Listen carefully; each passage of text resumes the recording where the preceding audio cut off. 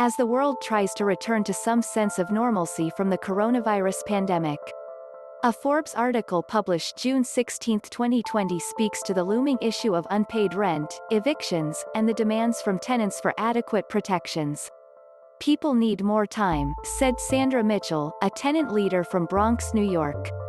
She said, "Some people aren't back at work, some people are sick, we need more time to figure out what we have to do." But New York City housing courts are set to reopen later this week. And people who may have escaped being a victim of the coronavirus pandemic itself, may not have escaped the economic hardships that came with it. The courts reopening later this week may not bode well for many, as renters who fail to prove financial hardship due to coronavirus could end up facing eviction. However, a number of tenant advocates are demanding protections from widespread displacements. And among other requests designed to prevent this outcome, the biggest one is calling for a universal one-year eviction ban along with the right to legal counsel for tenants facing displacement. The pandemic and financial loss through unemployment affected almost everyone in the country. But the expectations for rent and mortgage payments didn't stop for a lot of people, even though their primary sources of income did. Governor Cuomo extended the initial halt on evictions 2 more months. The original end date was previously set for June 20th. But the new order is set to cover only those people who qualified for unemployment benefits or can prove they were negatively affected economically by coronavirus.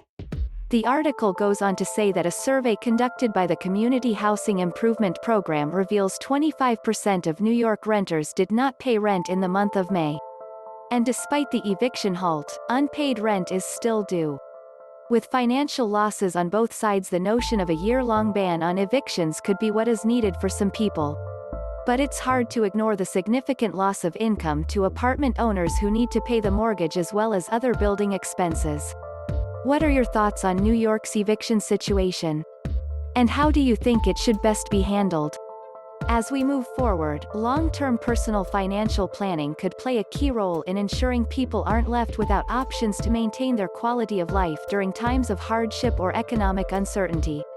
If you want to learn more about what financial steps you can take to protect yourself both now and in the future, then be sure to join our private Facebook group, Empowered with Rafael Reyes, where you'll learn tips and strategies to enhance and empower your financial future. See you inside.